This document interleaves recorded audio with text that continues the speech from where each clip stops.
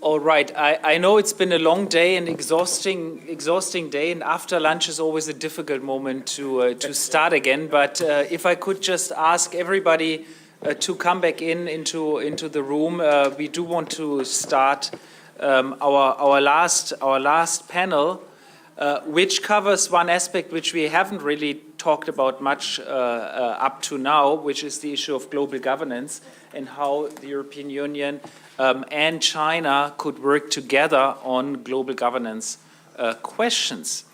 And I'm very pleased to have with me today actually 5 distinguished speakers. Let me start with Ambassador Ina Lippel, who is also the Director General for Asia Pacific in the German Federal Foreign Office. Thank you very much for coming and welcome. Second, let me turn to our new Elena Flores. So Elena, unfortunately, is sick today, and so Norbert works in her team as a head of unit, focusing on exactly these global governance issues and international economic issues, and so he kindly agreed to step in at short notice and take the role of Elena, who is of course the director in the in DG ECFIN of the European Commission, focusing on international economic and financial relations, and so Norbert Wohner is the head of unit, I think probably with the same description, international economic and financial relations. Let me also very much welcome Huang Ping, Director General at the Institute of European Studies at the Chinese Academy for Social Sciences. Chinese Academy for Social Sciences is also a long-standing friend and partner for Bruegel. We've had many projects with the Chinese Academy, and thank you again for coming and for your contribution today. And György Czapari, Chief Advisor to the Governor of the Central Bank of Hungary, and of course, and a member of the Senior Advisory Group, by the way. And last but not least, Robin needs no introduction, the Director of Chatham House. Thank you very much. So what I would propose is that we want to really stick to the time and make it until 3:30, that each of you gives no more than a 5-minute take on where you see the global governance questions going forward, and interplaying with the EU-China relations, and then I'll try to sort of incentivize you to talk to each other and to challenge each other also, right? And then we will open up to the audience to get some questions to the panelists. Ina, I think you are the first. Thank you very much. Well, Mr. Chairman, co-panelists, dear guests and visitors, thank you very much for the invitation. It's a pleasure to be here, and I feel very honored to be part of the launch of this really very impressive report. We see 4 areas in which China has, on the one hand, greater influence and opportunities, and on the other hand, also added responsibility to be active in global affairs. Those are economic affairs, foreign and security policy, climate protection, and upholding a rules-based international order. Let me just briefly go through these 4 areas. First, in Davos earlier this year, President Xi has strongly advocated free trade and globalization. For some reason, this came as a surprise to many, but this only reflects China's actual role on today's world stage. China and Germany have both been advocating the merits of economic growth and increased international trade. As our national cakes have become bigger, so have the parts to share and to exchange. Free trade and globalization is in our best national and in the global interest. We welcome, therefore, to see Beijing come out strongly in order to maintain a global free trade order. If this should be successful against the current backdrop of my country first policies, this may be the most important contribution to global governance for the next decades. But we also remind China to match its words with its own practice on the ground. We are still waiting to see a more open Chinese market for investment, a level playing field between national and foreign enterprises within China, a firm commitment to combat competitive cyber spying, no compulsory sharing of sensitive company data, or restrictions concerning access to information or the internet. There is a growing perception that whereas the European market is wide open to foreign investment, the Chinese market has some issues, and that has been mentioned in the previous panels. This has advanced discussions in Europe and Germany about the principle of reciprocity in our dealings with China. To be very clear, we strive for a positive reciprocity. We want China to be ultimately as open as Europe is. Therefore, we agree very much with the report's recommendation that we urgently need palpable progress in the negotiations of the EU-China investment agreement. Concluding this agreement would send a strong message that China is putting its Davos commitments into practice, quite apart from all the benefits we could jointly reap. An area where we have recently seen and would like to see more active Chinese contributions to global governance is foreign and security policy. The Korean Peninsula, Myanmar, and Afghanistan are just some issues from the region in that regard. Given the recent abundance of natural disasters, there is hardly a field where cooperation across continents is more needed than climate protection. We appreciate a lot that we can count on China's cooperation to reduce CO2 emissions and to keep the global climate in balance. The task at home is huge for China. The step from the biggest emitter to a champion of renewable energy will need sustained efforts. In the short run, the environmental situation in China's highly industrial areas will probably get worse before it will get better. But we trust that China will enforce measures to reduce its emissions domestically as well as abroad.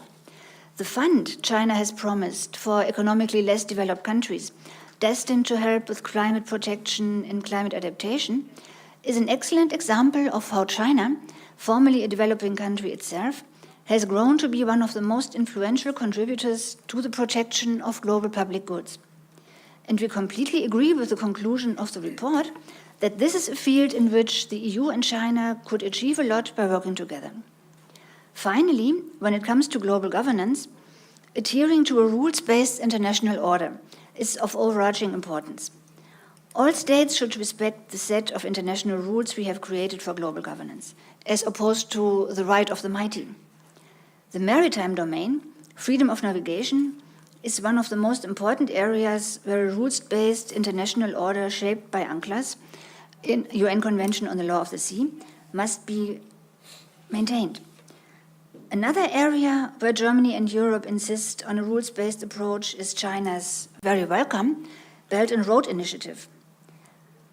Belt and Road provides a wide array of chances for development and connectivity throughout Asia and Eurasia up to Europe itself. And the report rightly provides interesting ideas on how we can make sure that European and international norms and standards are respected and the huge benefits that can be obtained can be reaped together. And, of course, adhering to a rules-based international order also means to uphold the values of the Universal Declaration of Human Rights adopted in 1948. Germany will continue to raise its voice when fundamental rules and principles are violated, no matter where in the world.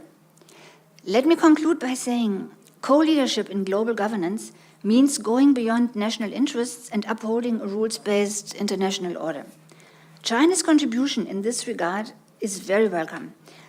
It is indeed urgently needed to maintain economic growth and commercial exchange, peace and stability, and a livable planet for future generations. Thank you very much.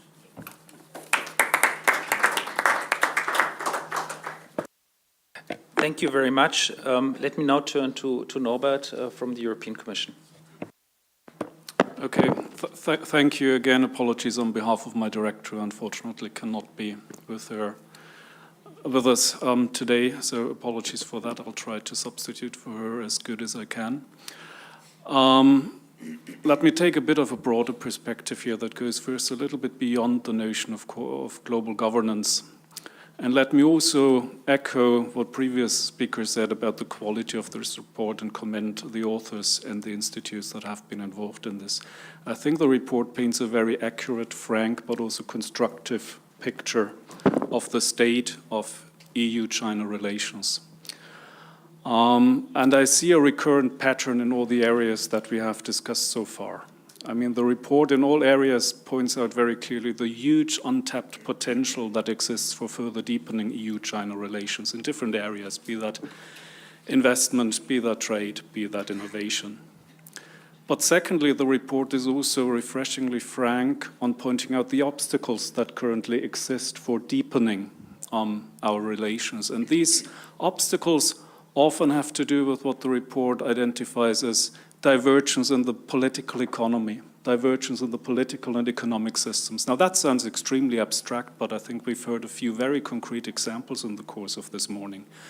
On trade, like what are the conditions for domestic competition? Are there distortions linked with implicit or explicit subsidies? Are there distortions linked with the role of state-owned enterprises in the economy? And how does that affect the potential costs and benefits of further trade integration?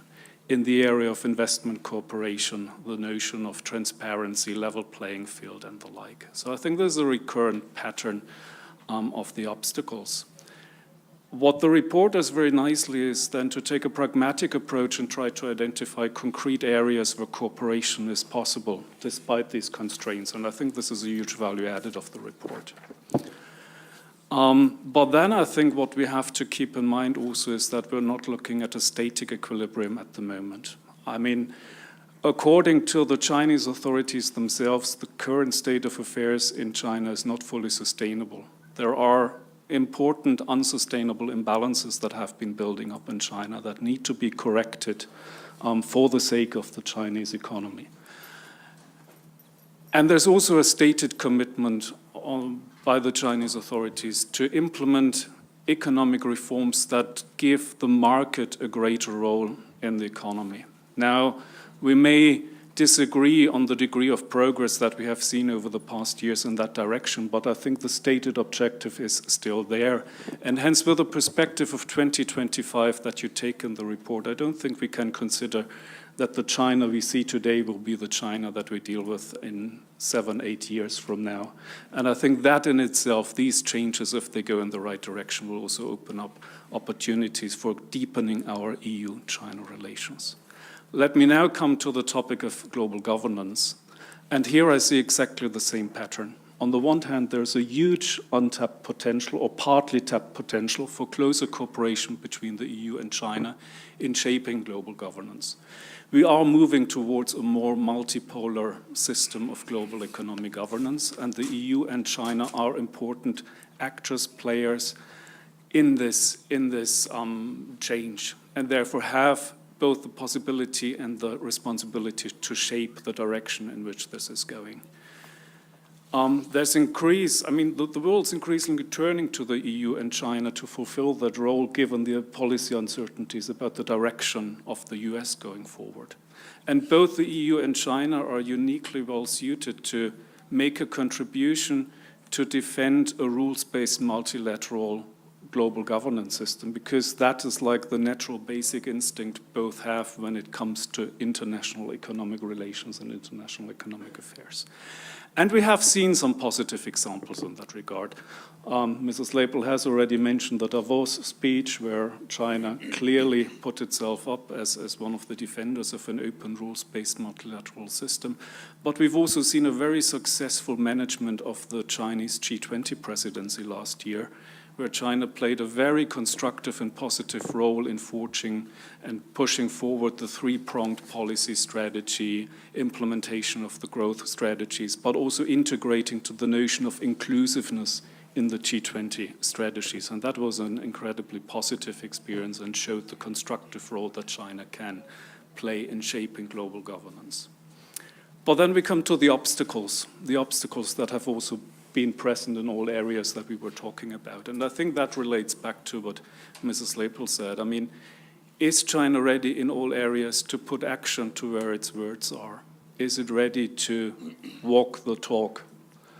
And there, I mean, what we hear from EU business representatives in China on the ground, it's not necessarily always and everywhere the case. There are issues about how China handles the issue of overcapacity in certain industries. There is commitment agreement to tackle that in a multilateral way in the OECD and G20 format. We will have to see what China delivers there.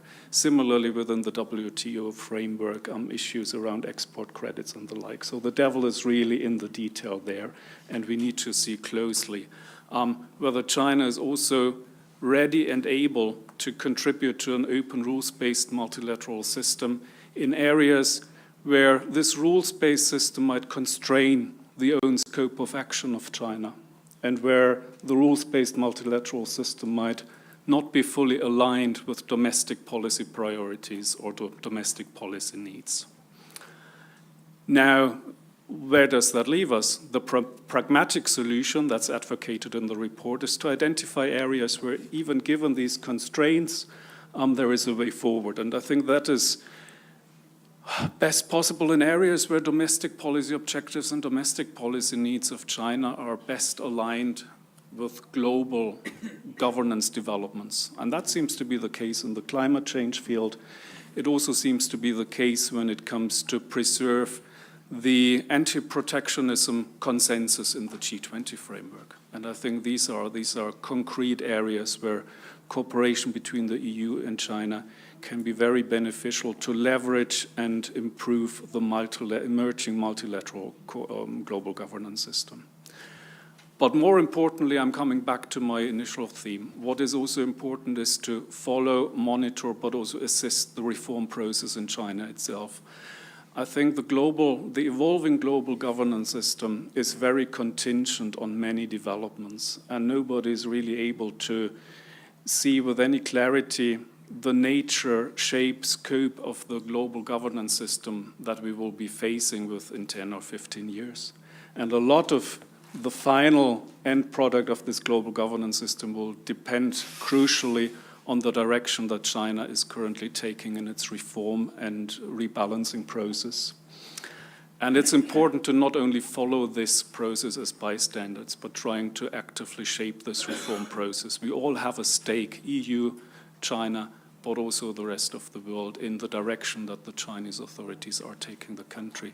And that's, I think, also why in our EU-China strategy published last year, on the one hand, we emphasize a lot the notions of level playing fields, of reciprocity in order to deepen our relations. But we also emphasize a lot the notion of being partners in reform and trying to support also the Chinese authorities in getting this hugely complex transition process right. Thank you.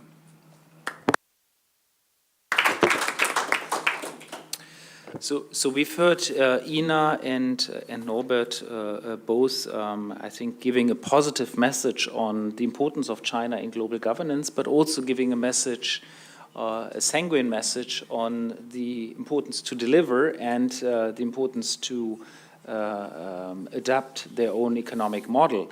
I think it is therefore now fair to give a voice to Huang Ping from the Chinese Academy to hear the Chinese point of view from a Chinese researcher.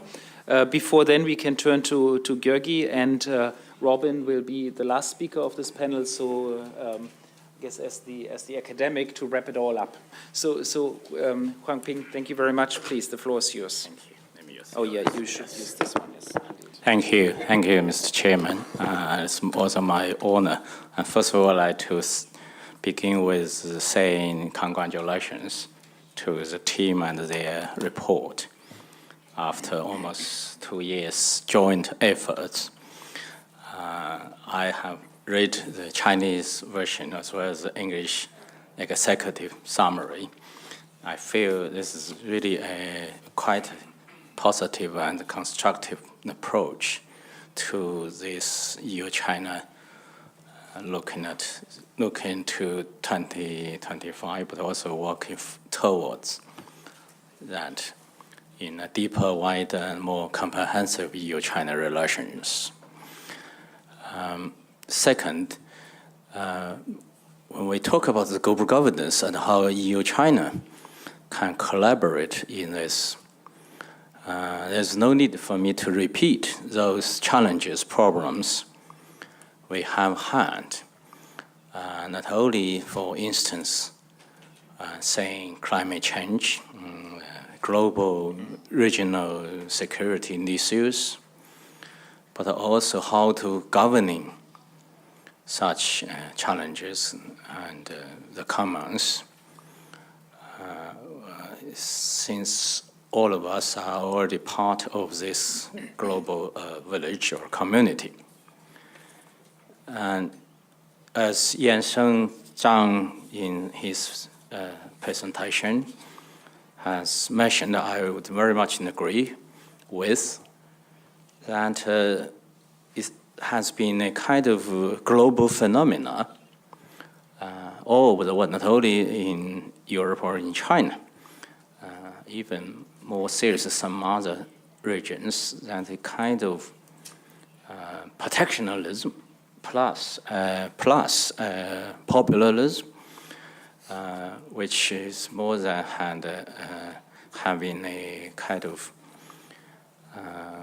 negative consequence for globalization or deglobalization, let's say, but also a serious challenge to global governance, either in terms of challenges themselves or in terms of the institutions, international institutions, how to deal with those.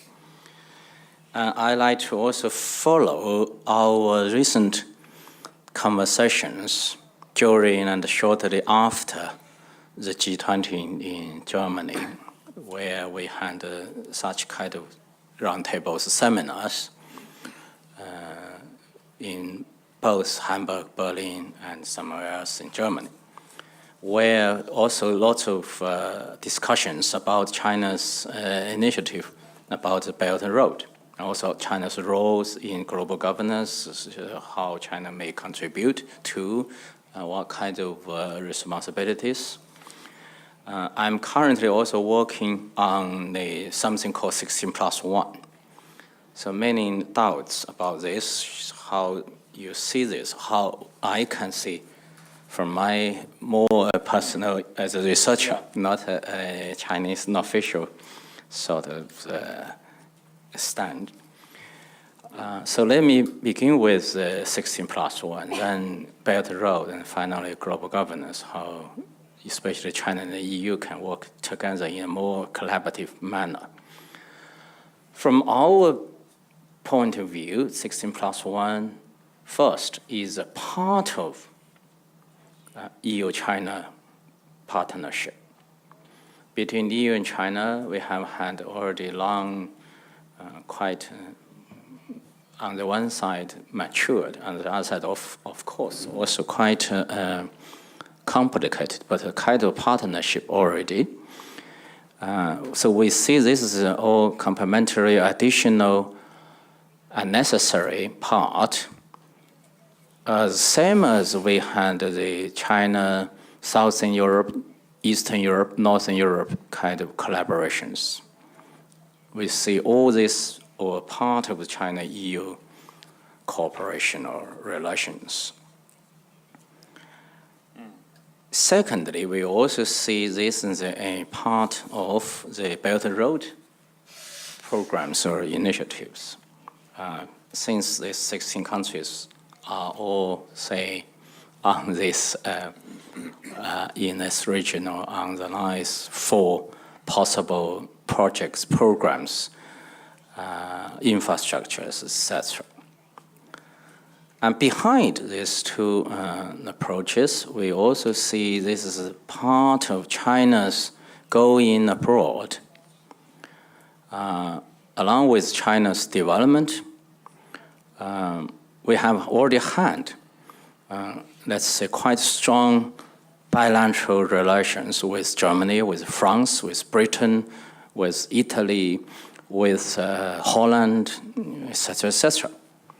So if we compare our either existing programs, projects, joint or not, or the, say, bilateral relations I have had even asked many ASEAN officials, even leaders from these 16 countries. Many of them are already member states of the EU.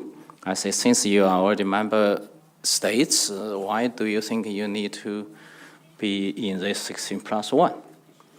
And those immediate replies from different countries, not all of the 16, but I have already had a chance to talk some of them, immediately say if there had no such 16+1, that would be almost impossible for our prime ministers or president to meet your prime ministers or presidents every year.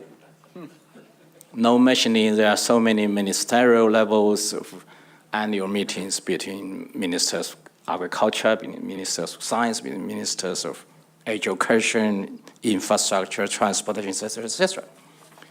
Plus, there have been some, at least ongoing, either possible initiative proposals or already some, even small, exchanges in terms of business-business collaboration, local collaborations, and the people-to-people exchanges, so which they feel have helped kind of being working with China, but not really separate programs, nor to have a sort of problems between EU and China. And from Chinese point of view, we have, as again, Yansen said, one, that if you want to develop, you should have infrastructure first. From our so-called experiences, including lessons, but some also successful stories, for our domestic internal reforms started from the late 70s, two points I'd like to mention, which we also think is part of something we'd like to share along with Belt and Road or 16+1. One is a gradual but incremental approaches to development, to reform, to opening. So China is the Chinese economy is a kind of economy towards, but in a gradual manner, but incremental manner, step by step, market, the economy, and Chinese society is also in the same manner more opening. And the people are actually also by the same kind of approaches is still learning. And even in the airplane, which Yansen and I had the conversation, within China we had actually 3 Chinas. I don't mean the one China principle, but a very developed China, coastal area, Shanghai, Shenzhen, plus Beijing, Tianjin, but someone in between, and still those western part of China. So the same kinds of understanding we saw we have had such already quite a wonderful relationship with a very developed part of Europe, as well as the EU as a whole, but we also need to have this. But anyhow, this is my understanding. Secondly, in terms of the global governance, EU, China already are the greatest two. Of course, there are 3 US, even 4, Japan, but the EU and China, or Europe and China, are amongst the great markets, great economies, great even powers, let's say. There's no doubt if this collaborations relationship can be in such a manner, more, let's say, open, both, more inclusive, and the collaboration not only for 2 of us, but also for the third, maybe Africa, for instance, also for the other regional, but as well as in particular global needs such as climate change. And also quite important for both, since in the previous sessions, some have already mentioned the way of approaching the challenges not so different, but how therefore this can be working in for more positive consequences. I think a concept which was actually proposed for US-China relations by a young Joshua Remo in his paper published in Times, and later on Dr. Henry Kissinger used it in his On China, the book, Co-Evolution. I think if EU and China perhaps is easier for EU and China than for US and China to go to develop our relationship in such a co-evolutionary manner. That is to say, you improve yourself, and by you improve yourself, you also actually provide opportunities for your partner or counterpart. And by working together, you improve both. This kind of co-evolutionary way for those challenges and for even more positive way to this global governance. No need to say, actually, there are some other very serious challenges from within, both in EU and China, and from some areas. For instance, this refugee crisis actually directly from the Middle East. The Middle East is also such an important region for China. So how China and EU can work together, not only to the development in Africa, but also in terms of the security issues in the Middle East, is also quite crucial, I think, for the global governance. And finally, if not the least, both EU and China has had a kind of programs for our own internal, for EU's called integration, for us called reform, which is still on the way. Belt and Road Initiative, as well as 16+1, either has less than 5 or only 5 years old. EU, we just celebrated 60 years anniversary. Actually, EU is 1 month younger than I am. I remember when Kissinger came to Beijing for his first secret visit. When he met Premier Chou and I, he said, since when you were young, you were in France, how do you see the French Revolution? And Kissinger meant the French Revolution in 1968. But Chou and I thought he asked about the French Revolution in 1793 or 89. So Chou replied, said the French Revolution up to now is less than 200 years. It's too early to say. So I hope my European colleagues can give Chinese some time and patience, since this was so new and so young. And for us, it's something we also have to work step by step in, again, this gradual but incremental manner. Thank you.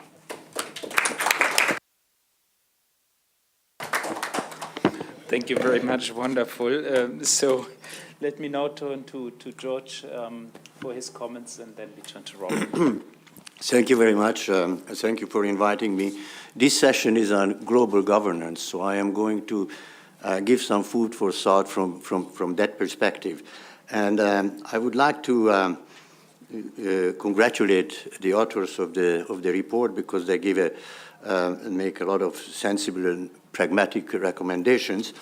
And the authors deserve credit for not eschewing to address the difficulties in cooperation that originates from the differences in the nature of the two different political and economic systems in place in EU and China.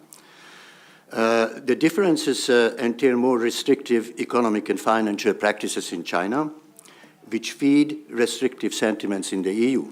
Clearly, the differences in the two systems will prevail for the foreseeable future, but by no means does this mean that the economic relations cannot be and should not be deepened.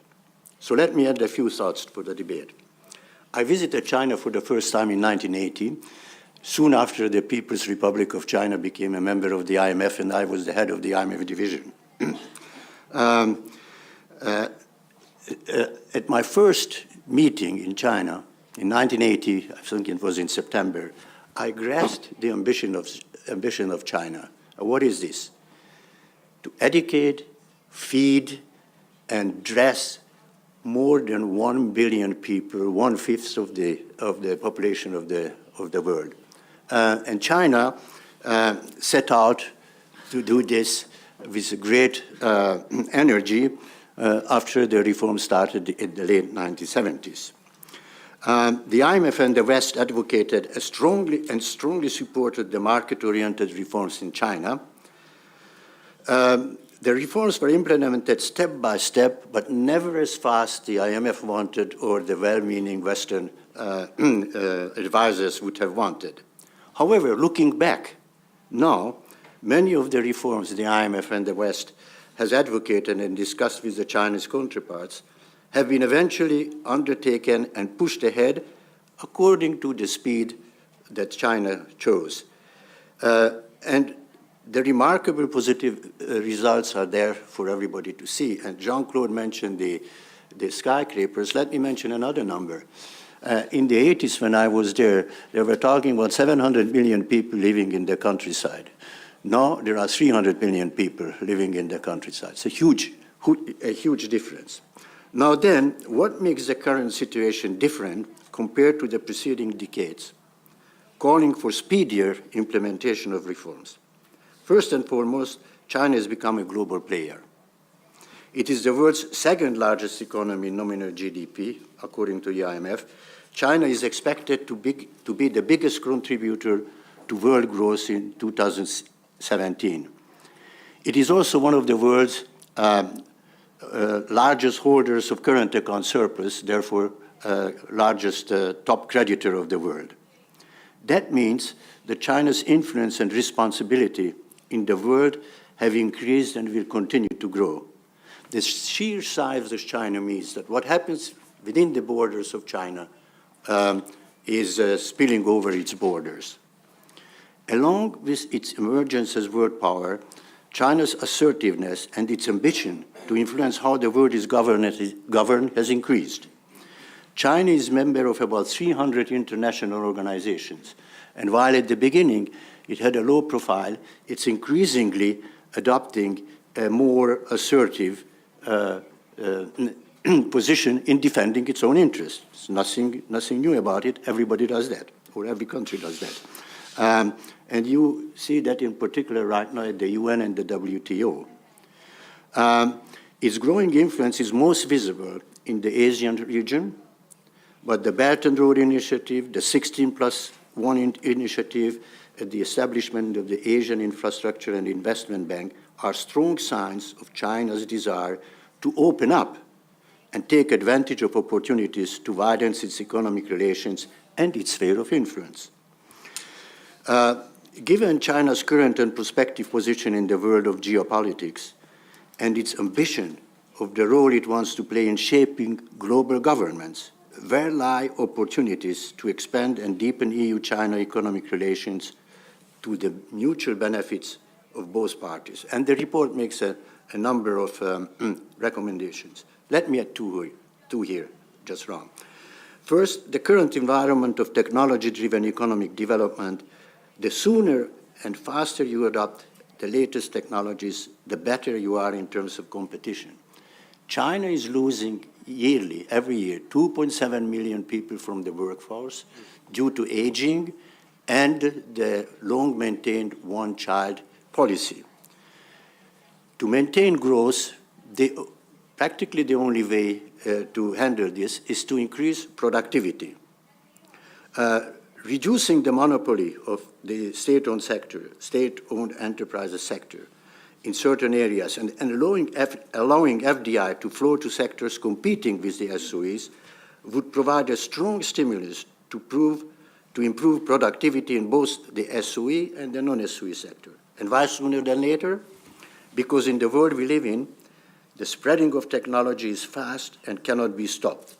That is a major change compared to the previous decades, during which China could afford slower and more measured approach to opening its markets and still develop remarkably fast.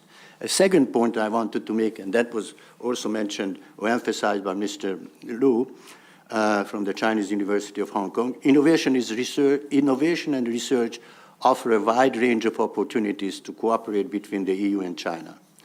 This underlines the importance, as mentioned also in the report, of loosening visa restrictions. Being familiar with the situation during the communist time in my country, Hungary, when strict visa restrictions were in place, and seeing later the quantum jump in scientific, cultural, education, and business contacts following the removal of visa restrictions, I am convinced that such contacts between the EU and China will be greatly enhanced by a substantial easing of visa restrictions in China. Thank you for your attention. Well, thank you very much, George, for these comments. Now let me turn to Robin, our last speaker in this first round, to bring it all together. I think we've heard a lot of actually different issues, from global cooperation, the membership in international institutions, to very much also the 16+1 initiative, and perhaps that's something, Robin, where you may also want to. I mean, George comes from the region, so he gave his perspective. But perhaps you also want to add a few comments on Brexit and what it means for EU-China relations and how it will play out in London. I think that would certainly be of interest to some of our audience here. But okay, please, whatever is on your mind, Robin. Well, thank you for that extra. Maybe I get 12 minutes rather than 10. The simple answer, of course, on Brexit and 16+1 is it's 17+1, isn't it? So just stop there probably on that comment. But I know I will say something about maybe about Brexit at the end to tie it together. I think you introduced me as the academic voice, and I'm very happy to play that role.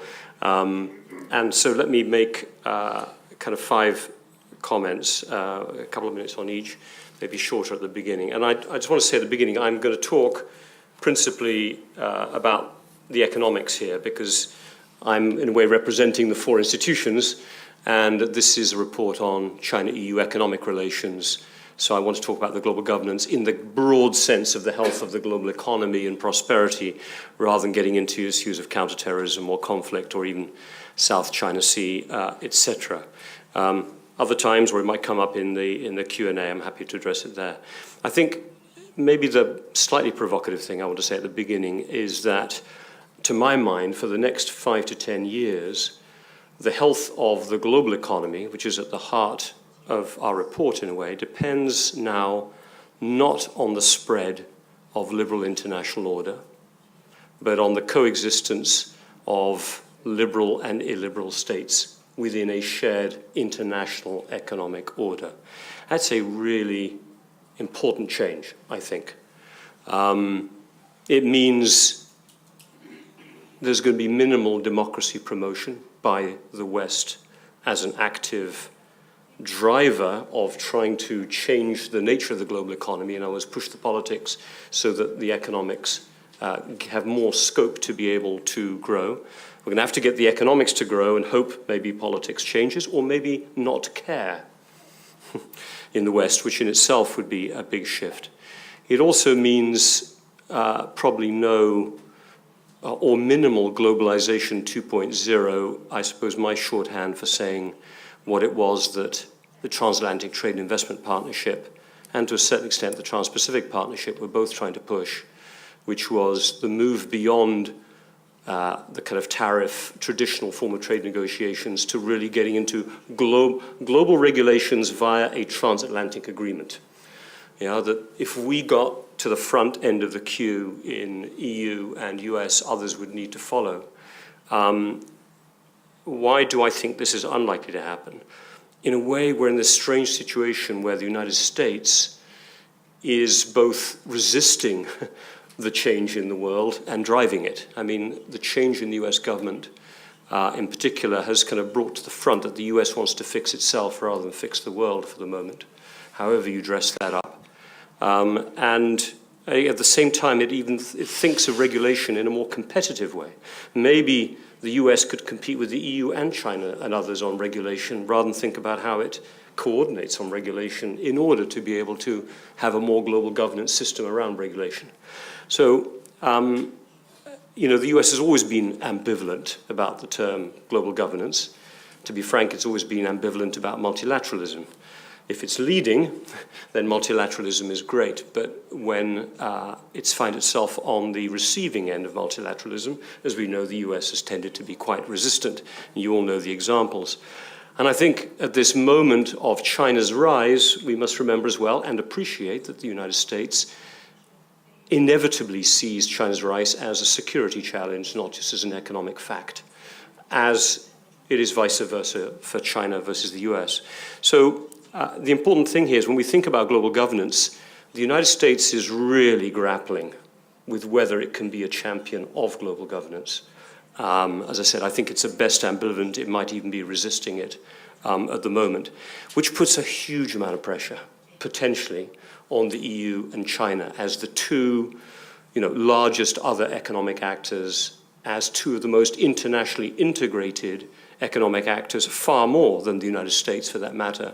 We've got a bunch of statistics in the report on that point, including global R&D and exposure of the national GDP as a percentage to international trade.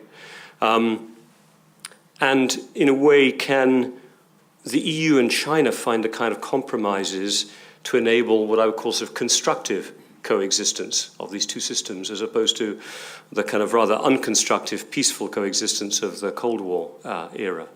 Now, we've heard already, third point, how difficult it is for the EU and China to sort of be really ambitious and forward-leaning in using its economic relationship to drive a big global agenda, never mind its own bilateral agenda. This theme that's come up over and over again, different political economies mean different pace of change, different attitudes, different approaches, which are going to affect our bilateral trade and investment relationship, even though it can improve, undoubtedly, but it'll be a tough track. And a lot of the modern agenda that we discussed in the last panel, data sharing, the new aspects of what should be global governance, like trade, the EU and China aren't necessarily going to be shoulder to shoulder on data management. Chinese firewall may or may not end up matching a sort of EU, perhaps, firewall vis-a-vis the United States. We'll have to see. These are not areas always for easy change. So what are the areas that I would pick out where, despite our differing political economies, we have the opportunity to contribute to global governance? So I want to pick up very quickly. I'll just headline them 4 points because they are mostly referenced one way or another in our report. And the first, really, I think, is a point where Norbert, I think, really made this point. The EU and China can help hold on to globalization 1.0. I know that doesn't sound very ambitious, but let's be realistic. We need to prevent backward sliding to protectionism.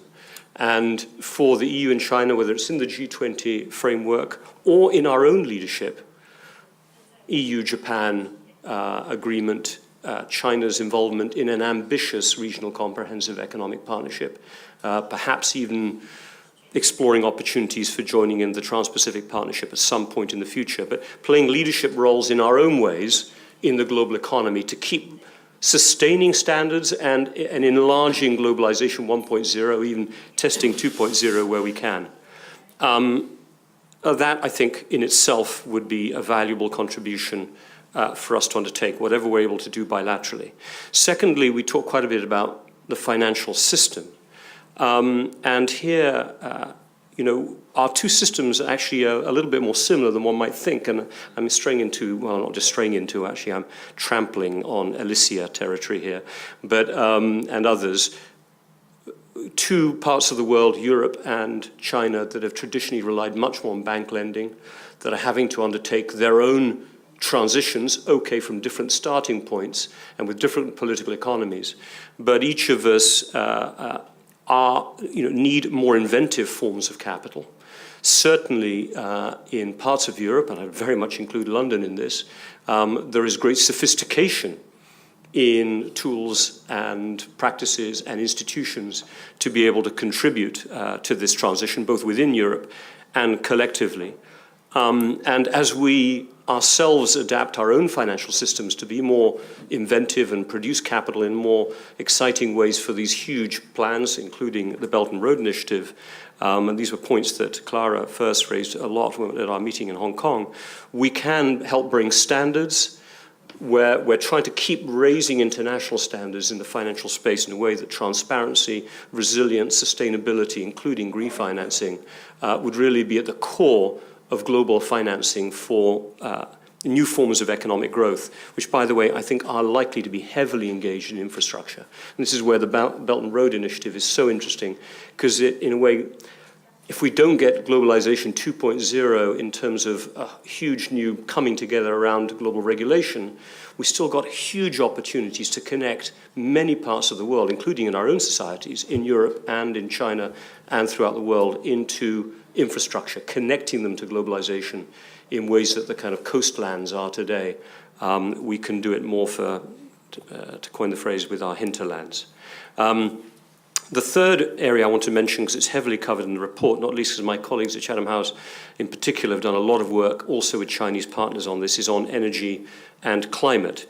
And the point has already been made, including by Ina and others, that we very much share an agenda of taking the climate change challenge very seriously. And I won't go through them all, but if you look at the executive summary, both on the energy side, we have recommendations on energy legislation and policy, low carbon systems, governance mechanisms for nuclear and renewable energy. And on the climate side, we really talk about EU and China specific areas where we can keep the agenda moving forward, recognizing that we're coming from different starting points, whether on climate financing, data sharing, meeting our own nationally determined contributions, etc. But I think there's a big agenda there, and connecting perhaps in governance structures for this, AIIB, EBRD, World Bank. If there isn't some big G20 forum on driving the finance, can we link different regional forums and their best standards together that would contribute to global governance? The fourth and last one is on global health, because I think health as a sustainer, not only, and it'll be very important for China's growth, and we make some recommendations in that space as well, but also for global stability and growth, hugely important. And whether it's on disease surveillance, data sharing, international health regulations, there's a really interesting space for EU and China to contribute. So my last point really I want to finish off is we've got to be pragmatic, find the right balance between shared national interests and shared international priorities. Global governance maybe is too ambitious a phrase right now for what the global system will sustain. But I think the kind of pragmatism that Norbert was describing, I thought in his remarks, I very much subscribe to. The last point I want to make, very last point, is we're not operating in a vacuum. And you'll see at the end of the executive summary and of the report, we make 3 points. One, you cannot promote China-EU cooperation, especially thinking about its international benefits, at the expense of our respective relationships with the United States. Obviously, for China, the US-China relationship, the China-US relationship is vitally important, not least because of the complex interconnections of security and economics, which we're seeing being played out even right now on the North Korea side. And on the European side, let's be honest, our existential security continues to depend on the United States. The United States might be charging Europe a very high deductible these days. We've got to look after a lot more of our own security, but in the end, we need the US. And so that will always influence how far EU, Britain, any European countries will go with China. So we can't do this apart from the United States. We certainly cannot do this at the expense of the United States. Second, I think it is not just a statement a Brit should make, and I think everyone agreed this point, and this comes to your point, Guntram, that a sensible Brexit will hugely enhance the capacity for a constructive EU-China relationship, as well as a China-UK relationship, as well as the capacity for the beneficial triangular relationship between the three, and any others that are on that edge of EU in Europe. And we actually, in several places in the report, note the important role that London, like Hong Kong, maybe we're ending up being like Hong Kong to the EU, that we kind of play. So I maybe could say more about that later on. I want to stop on my remarks very quickly in a second. And the last point, simply as we say here, whatever China and the EU does on global governance, let's make sure it's helping strengthen over the long term the international fora, UN, G20, WTO, because in the end, just relying on China and the EU to drive global governance will not be sustainable. Thanks. Thank you very much, Robin, and I think especially your last point that London is about to become the little Hong Kong. I think is certainly a popular message here in Brussels, but perhaps it's going a bit far. But okay, you wanted a bit of provocation. It's after lunch. Okay, wonderful. So at least it's not Singapore. Right. But I look forward to the moment when the president of Europe, let's say the European Council, goes to London and delivers a comparable speech to Xi Jinping's speech at the opening ceremony in Hong Kong. So it's going to be an interesting moment. Anyway, so sorry. No, I think you all brought a number of very interesting points. Perhaps let me, since this is really a panel on global governance, let me push you all a little bit more on really the global governance aspect and the way the global governance institutions are ultimately operating in a world that I think Robin quite aptly described as a world in which we will have a number of very different states coexisting, some more liberal, others less liberal. And while I noted, for example, Ina's insistence on human rights and also Norbert's insistence on delivering where the words are.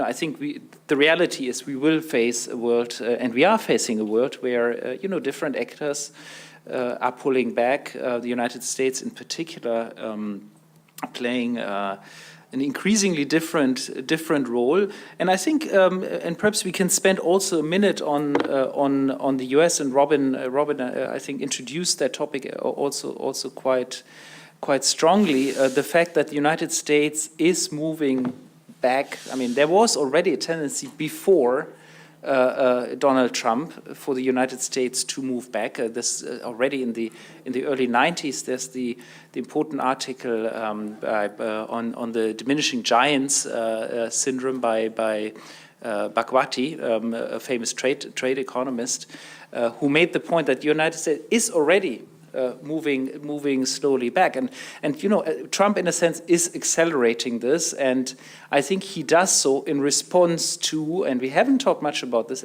in response to a growing sense among large parts of the US population that they are being left behind by this kind of globalization.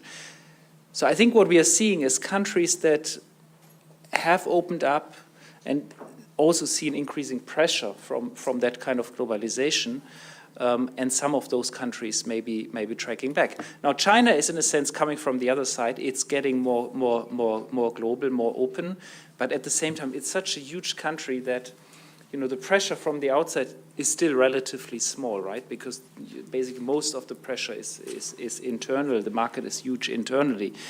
So perhaps it is really for China the moment to take a stronger role in global governance, because it can afford so. It is a major player globally. At the same time, the global pressure on China because of its size are still more limited.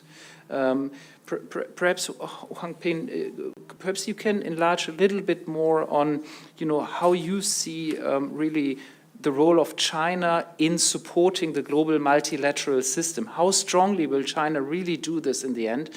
Or do you see a risk that at some stage China, as it feels growing pressure from the outside and becomes also a stronger receiver of the global multilateral order, intends to sort of roll back on some issues? So perhaps you can reflect a little bit on how you see this going forward, China's role in the global governance and global multilateral system. Thank you again for giving me this opportunity to go a little bit further. Again, very personal observation in China, what China could or should do in the coming years in terms of global governance and the role China should play.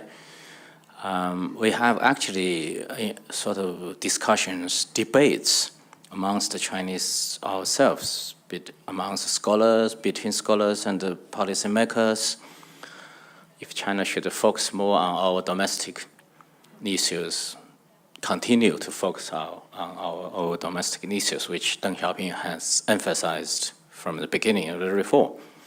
Or should we, at least gradually in the meantime, be more negative in the global regional issues, governance included, challenges, problems, order, whatever. So we, on the one hand, still see Chinese society, Chinese economy is on its way, either in terms of development or in terms of reform. But on the other hand, we have fully recognized, not only scholars, I would think, even especially true since Xi Jinping, that China is no more only a developing country which needs to receive, let's say, but rather we definitely should and have to and need to be more active in contributing to the world order and development and peace and security and prosperity. The way how we do it, I think the Belt and Road Initiative is one of our proposal or initiative, let's say, try to share our experience for domestic or internal reform and development along with this initiative, in which it does not matter how many real projects already done or on agenda, but rather the ideas and the approaches to such an ideas. Ideas are more first, not only win-win in terms of results. Xi Jinping has emphasized first, we should jointly, from the beginning, for instance, the rule-making, and jointly in a partnership, inclusive manner. I mean, it does not matter country economy is larger or smaller. Jointly discuss what kind of rules we should abide by. Secondly, during the process for either specific projects or for the whole program in a sort of participatory manner. So in Chinese is 共建. First is 共商, discuss together for the rules. 共建 is do those together. And finally, 共享, so shared. Even in terms of the public goods, the common, and therefore sort of overlapped interests. So we need to identify problems, opportunities, challenges, and uncertainties together.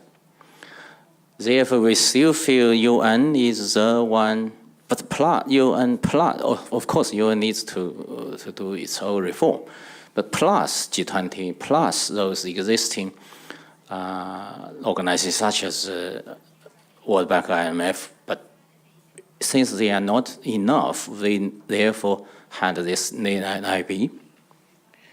The same logic for already existing EU-China relations, we had this proposal for 16+1. If you compare, again, I came back again, our relationship with Eastern Europe, Northern Europe, Southern Europe, this is the weakest part in Central Eastern Europe. And thanks to I think, panelists, some have mentioned also the global health issue. So development should definitely include this, and we think, especially with Europe, there has been such a necessity to work together in a complementary manner for inclusive, for greener, and for healthier development. So it's development not only in terms of growth, GDP, tax, but individual sort of benefits. Thank you. So I'm looking at the audience. I can already also take questions if there are burning questions. So I see a question here, please. Oh. Well. Yeah, it's working. Yeah, it's on. We have heard today so much about FDI, about multinationals. The multinationals, the large ones, are by definition global. They are present in most countries. Okay. I'm thinking about the big five, you know, Apple, Google, and the others, and about even Huawei. Why not is number 6 then, and many, many others. Okay. My question is whether in your report have been thinking about it, because after all there is a problem, and I'm not a populist who invades against multinationals, as sometimes happens, not at all, but there's a problem in order to have a rational system of, let's say, you know, distribution of tax obligations over the various countries. Now this has been taken up at some point, I think, at the G20, and IMF is working on that also. Did you have something to say about it, without going into technicalities? I can understand that. No, that would be number 5, perhaps. Question. Thank you. I propose we collect a few questions. So this is a question on tax cooperation at the G20 and, you know, how China and Europe can work together. I actually think the G20 has had a lot of discussions on this issue, and certainly I remember the G20 summit of finance ministers in Shanghai. There was a huge discussion exactly about this topic, interestingly, under the Chinese presidency. But I do want to push also Norbert at some stage to talk a little bit more about, you know, what's his also practical experience from, you know, after having been through the Chinese G20 presidency and now the German G20 presidency. You know, how does this collaboration work in practice, and, you know, what's next on the global governance? But okay, so this is I think an important context, and I will turn to you, Norbert, in a minute. But I see that Harald Stahle also had a question here. I would like to ask a question a bit differently, and this is to the European participants of the panel. Because if we discuss global governance, we have addressed the challenges for China, but I think global governance also has challenges for European member states and for Europe. And if I'm in Shenzhen, I'm very often confronted with the difficulties Chinese partners have to cooperate with Europe. And therefore my question to specifically also Ina Leppel, representing a bigger member state, how the member states, together with the European Union institutions, will develop to be a reasonable and reliable partner on global governance. And to be more precise, we have seen the last element on trade defense instruments, where there are 13 different rules in member states. Germany just has reinforced its own Außenhandelswirtschaftsordnung. So how is there a possibility to cooperate better and giving at the end a European answer to these questions? Then we had seen the difficulty in the Asian Infrastructure and Investment Bank, where there was an individual answer. The Commission tried to pass on some information, and maybe Norbert Wunner would like to say some words about the informal contacts which the Commission ECFIN tried to have with some partners, but at the end it was a national answer to join it or not. And then we have, and you mentioned it in the discussion, the cooperation with Africa, EU-China cooperation Africa, where we have all the difficulty to coordinate development policy even inside the European Union, including some regions, because we have also regions who have an independent development policy. So my question is, what are the proposals for Europe and its member states to contribute in a substantial way to a successful global governance where Europe can play its role? And only one question to Mr. Ping, bit following up the questions of Guntram Wolf about how China can answer this challenge between national sovereignty and commitments to a multilateral agreement. We could see in the United States that it's very much their political system which makes it impossible for a United States government to commit to multilateral commitments. The Congress has shown so often towards the United Nations and others that the American system is not really able to take big international commitments for a long time.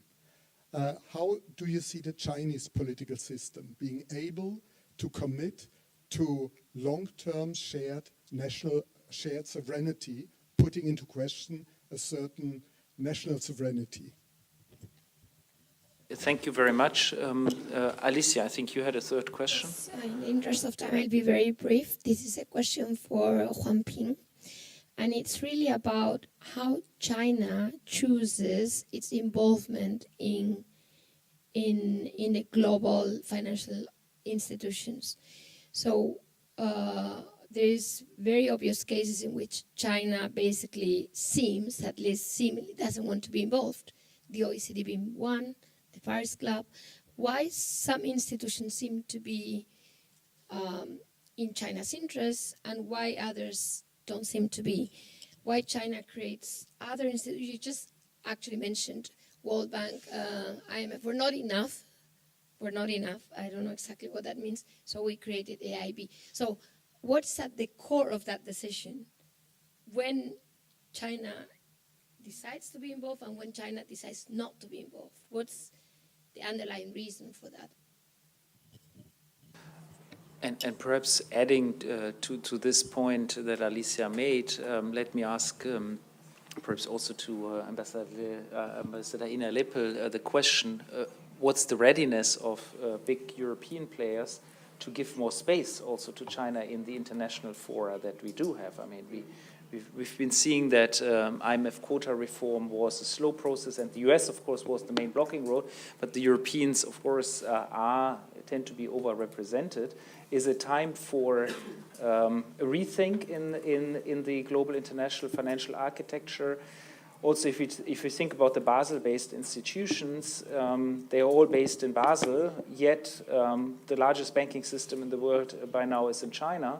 What role should China play in these institutions? That's perhaps also a question where George, you may want to add. Also, and perhaps, George, I can also add to you another question on the financial system reform in China and the gradual opening of the capital accounts and how you see that playing out in the context of the international relations. And I think I will then again give the last word to Robin. So if each of you sort of takes, is there any other question in the audience? Jean-Claude, sorry, first our president and then, sorry. It was only to give an information, at least an information dating in the crisis and the immediate follow-up of the crisis. In the GHOS, the meeting of governors and heads of supervision, which were drafting the new capital requirements, rules, and I would say liquidity requirements and so forth. China was there, of course, represented by the governor of the central bank and by the head of the supervisory authority. They are still there, and I can only give you my personal experience.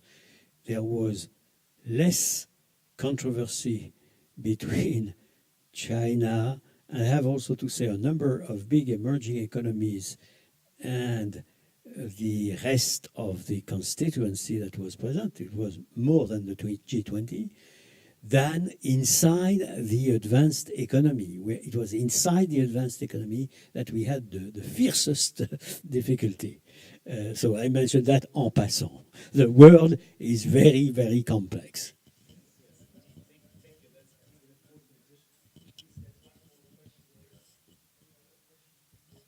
Thank you. My name is Tim Winchester from the European Investment Bank, and just in a sense to complement, I guess, Alicia's question, we've been discussing sort of the AIIB, for example, a number of times. And I just was interested if perhaps we could sort of throw into the mix the New Development Bank as something kind of going beyond the existing poles of the global governance and sort of looking to alternative players and configurations in that respect as well. So just to sort of put that into some of the answers as well would be interesting, please. I think we can turn back to our panelists, and I would suggest we start again with you, Ambassador. Thank you so much. Thank you very much. Well, concerning this question about how the EU member states will develop to be maybe more streamlined, user-friendly for other partners, I think all the feedback we have received, for instance, I was an ambassador in an Asian country before joining my present function. People would say that, oh, but we much prefer working with Germany than with the EU because the EU is so complicated. We, as Germans, would still say, please bear with the EU. They have a lot more to offer, and we have to do our homework to become more user-friendly. And I think all these wake-up calls are coming in, and we are really honestly working on that. Coming to cooperation EU, China, and Africa, yes, absolutely, it's very complicated to coordinate. It's already complicated to coordinate these things when we do it just trilaterally between 3 countries.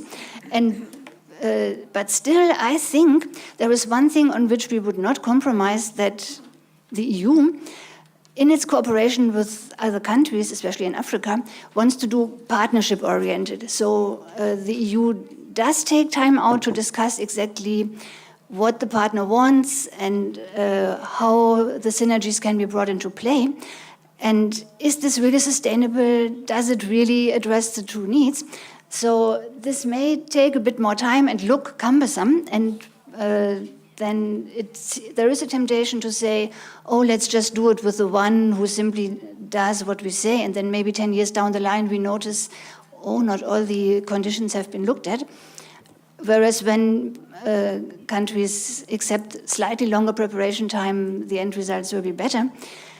But again, I'm sure the procedures in questions should always be looked at with view for making them more user-friendly and speedy. As far as the international financial architecture is concerned, I think Germany has been among those countries who have always advocated a fair representation for the global south, not for any specific country, but for countries that do bring weight and financial strength. And so I think this is something we have been doing quite consistently. Thank you. At the risk of sounding terribly trivial, but I think you summed it up nicely. It's complex. It's an innately complex world we're dealing with, and it's becoming increasingly complex by the day. And that, I think, is reflected in, on the one hand, the complex and unwieldy institutional setup maybe of the European Union, but also the increasingly complex and unwieldy setup of the global governance system. But maybe that also is just a reflection of the increasingly complex issues that we're dealing with. And what I see, and maybe that goes back to what Guntram mentioned regarding the future global governance system, what I see is a bit of a conundrum between, on the one hand, an increased potential for pretty nasty spillovers across countries, regions, and the like in the world, in this kind of post-globalization world. So huge potential for spillovers on the one hand, and on the other hand, increasing difficulties in this more multipolar world in providing the public good of an effective governance system. And I think that really creates a tension. And nobody has a clear answer to that, and I think we're in the process of a lot of trial and error where we're looking, in a way, at the private provision of this public good, global financial stability, global governance, and that might also mean that this public good may have to be provided in the future at different levels.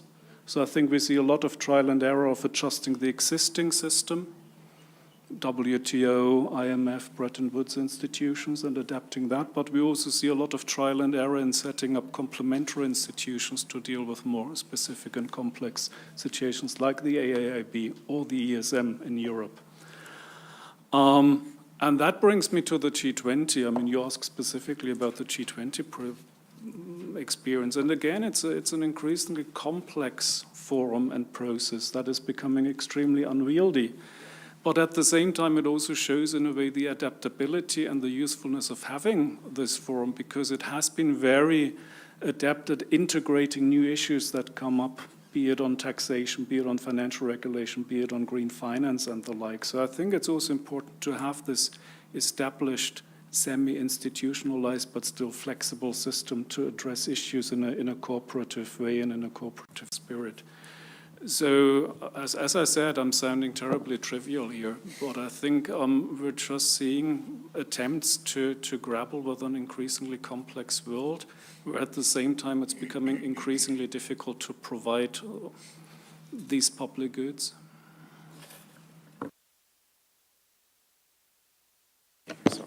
Thank you. I first like to say something about how we see China's national, let's say, interests for our own development and our global responsibilities.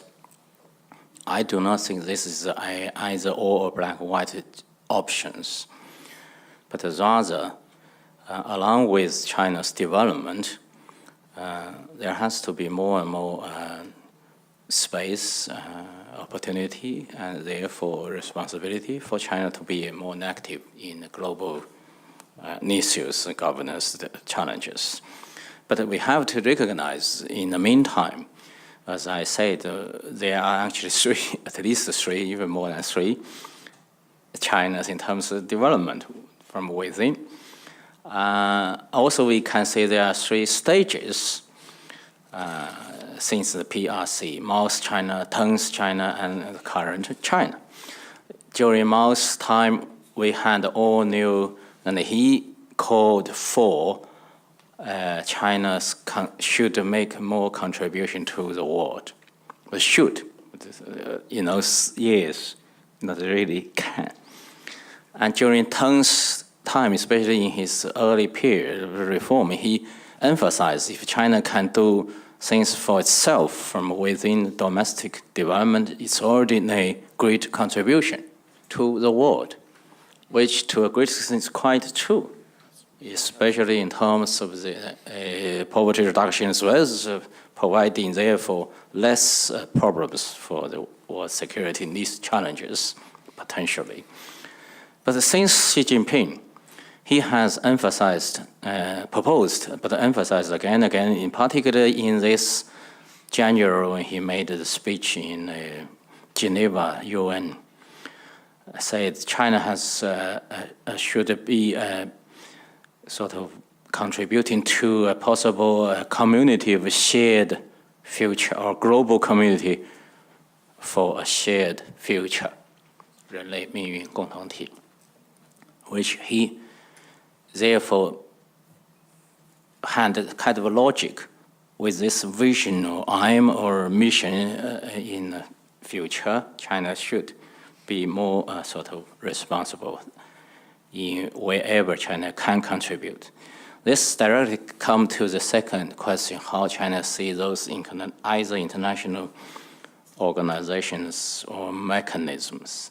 Again, I think for China, it's a kind of a gradual learning process where China should be part or member of it, or how to be member of it, or China can apply for membership or not. Some organizations are actually still exclusive for our mechanism, such as before Donald Trump, the TPP was exclusive to China.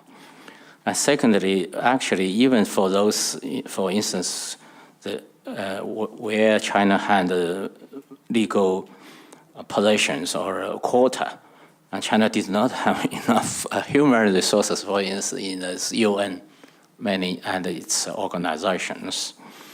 And thirdly, when I said World Bank, etc., were already important, but not enough.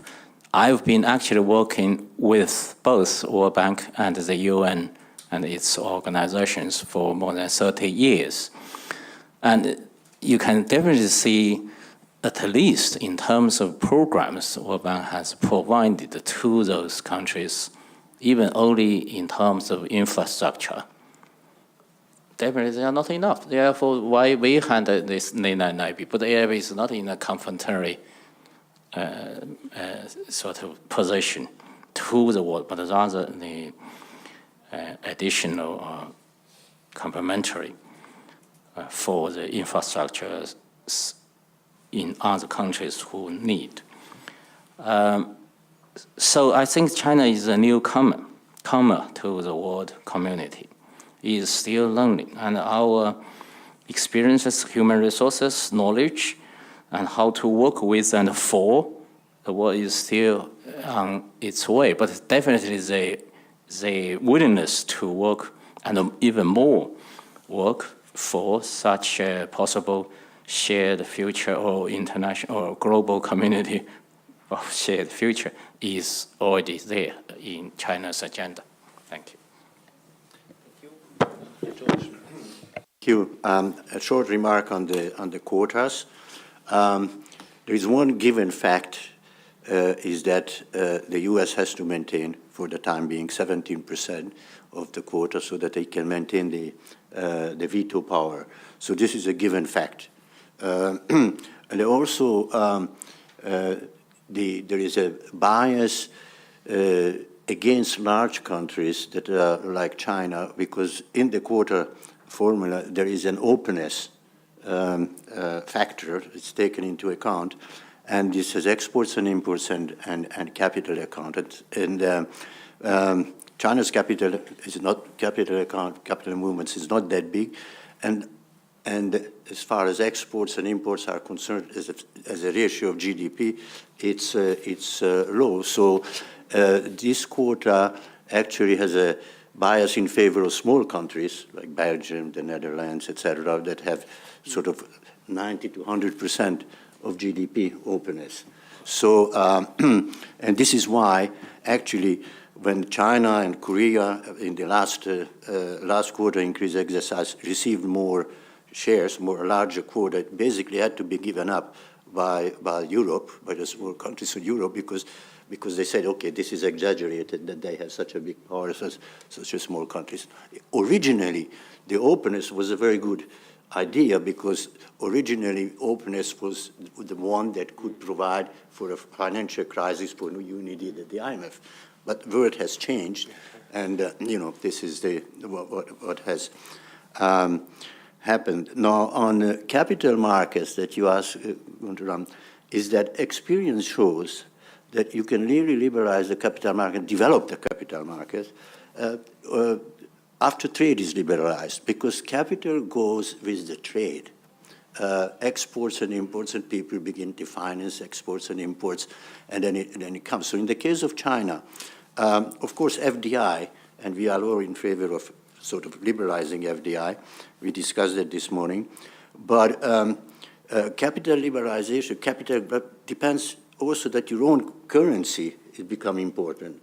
And the RMB would become internationally important when, say, imports are also increasing in China, so that you can use RMB. People would accept RMB, those who import, So experience shows that the building of the European integration was also that first we liberalized and developed trade, and then came the capital movement, capital liberalization and development of the capital market. So I think the two are linked. You cannot completely separate. Finally, I would like to address the questions that you asked, because it's very important. China is going to become a big power, and probably, I don't know how many years, how many decades from now, the biggest economic power. That goes the China's ambitions to shape the world, to shape the policy, the global world, will increase China's ambition in that. And then on avoidably, this will raise security issues. Right now, you have a unipolar global situation. The United States has the biggest security, but this will diminish. It will be a multipolar world where China would be the other one. So we have to. So the China-U.S. relationship will always be dominated to some extent, and perhaps increasingly, by security questions, which is not the case for Europe. We are not a big power like the US and like China would become. Second, we should not exclude or not take into account Russia. Russia has ambitions of being one of the multipolar powers, and Russia has an eye on China, because remember, in the 50s, early 60s, they had territorial skirmishes, border fights. At one point in the late 50s, and the late 50s, early 60s, the largest part of the Russian army was at the border of China. So, we should not exclude from the equation what Russia thinks of itself and what it wants to be, etc. Now, when US-China relationship will be most centered a lot around security. In the case of Europe, it's less. So we in Europe have a chance to concentrate on economic issues, and without, as Robin mentioned, without forgetting that our security is now within NATO. And the world is scrambling or Europe is scrambling to have economic relationship with China. Here is the 16+1 initiative, and I can assure Robin that we would most welcome the UK as the 17th member in this.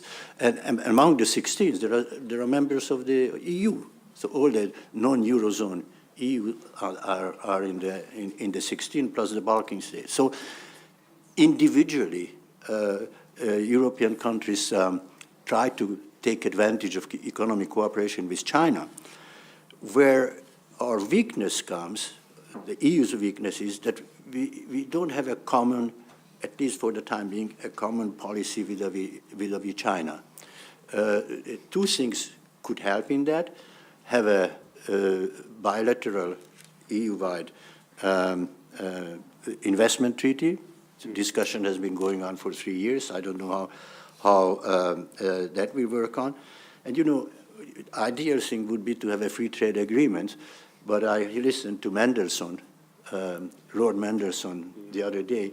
He said that he was trying to sort of not negotiate, but find out the ways of what would be the chances to have a free trade agreement between the EU and China. And he was very forceful in saying that it's not in the foreseeable future, because China does not want to have open up completely its domestic market for the goods for the time being. So China will come around, but we have to go slowly and slowly. And each time that China takes a step in the direction that helps economic relations with Europe, we take advantage. We should grab that. So what I am proposing, and this is my last remark, we should have a rolling EU-China economic relations. Now we are looking to 25. It could be looking to 28 and looking to 30, because every time there will be new opportunities that arise. Thank you very much. Thank you. So Robin, you have the last word, and since our closing speaker has just arrived, perhaps you can also use it to sort of give a few key messages that you still think sort of would be worthwhile to transmit to the next speaker. So please, you have the last word to sum it all up in 5 minutes, really. Right. And I want to thank Yoji for speaking like a true think tanker at the end there. He's taken our project, which we've concluded, and given us 2 more projects. We need EU-China 2028. I would say then maybe, how about Europe-China 2030, et cetera, et cetera. So yes, thank you for that encouragement to keep working. Just a couple of comments on what's come around here, and then maybe I'll try and provide a segue, though I'm not sure, maybe that's, Guntram, for you to do as well. I think this idea that you asked right at the beginning, the role of China in supporting global multilateral system, I would simply say that China is one of the upholders, this is my impression, Huang Ping and others, my impression, China is one of the upholders of the fundamental 1945 system of global governance, which is state-led, sovereign, states first, everything else later. So yes, the WTO works and will accept dispute settlement mechanism, but that's probably as far as it goes, maybe on some global economic governance issues. Belt and Road Initiative, as you said, Huang Ping, our contribution, helping others develop like we did, but to the question about from the European Investment Bank, yes, we may have some systems that live within the standards of, let's call it, the Western world, but it's nice to have an NDB or a BRICS bank that also gives us some flexibility to maybe operate in the ways that we might need to operate with other countries that would take a different set of standards.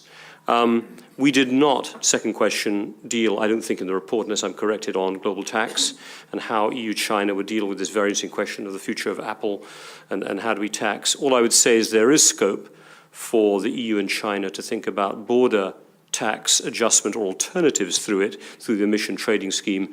That was about as close as we got to that. Obviously, the Americans talking about border adjustments and carbon tax, maybe the EU and China looking at alternative mechanisms that don't raise the risk of border tax and all the complexities that would come with that. The difficulties for China, third point of cooperating with the EU, 13 different investment plans or investment mechanisms, AIIB, the stampede to become members, etc. I don't mean to be flippant here, but I think it is a true comment to say that it might be easier for the EU to coordinate on some of these things in its external relations without the UK at the table.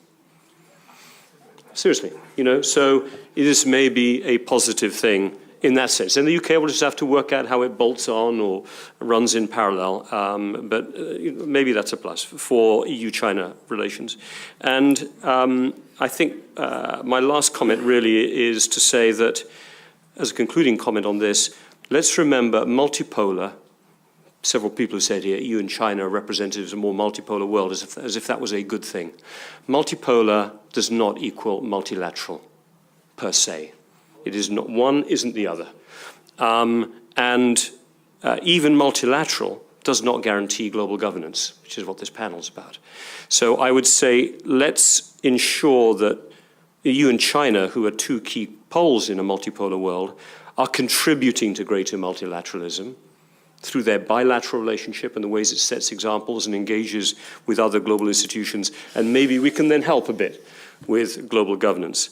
So those are my remarks in closing. I don't know whether that helps Gunnar Vegan to do the transfer over to this thing, or whether you want to do that. I would simply say that, as this is my sort of closing comment, this has been a unique partnership, to my knowledge, really digging, and as other speakers have noted, into the EU-China relationship, trying to build consensus through understanding each other better, that while we see huge opportunities for the EU-China relationship structurally, in the medium and long term, we recognize that taking advantage of those opportunities right now is complicated because of the pressures that exist within both the EU and China. Very big, difficult structural adjustments. We haven't talked about the crowded agenda that the EU and China both currently carry domestically, but it is in our report, whether it's Eurozone governance, migration, Brexit on the EU side, whether it's North Korea,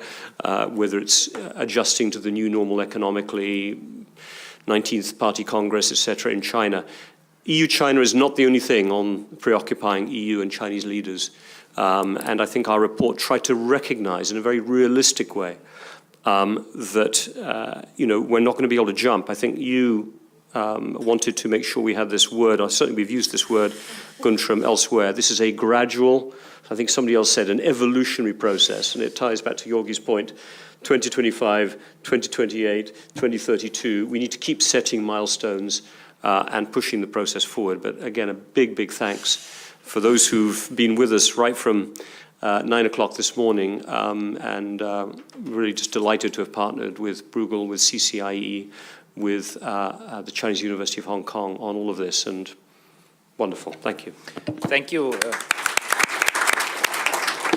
So yes, please join me in thanking, I think, all the panelists, and join me also in welcoming Gunnar Wiegand, who's the Managing Director for Asia and Pacific of the European External Action Service, who will deliver the closing speech. And I don't know if you want to do it from the podium there, or you could also sit down if you wish among the panelists. Yes, why don't you take actually my place? Then you're in the middle, and I can sit. Please. Thank you. Thank you so much. Hello.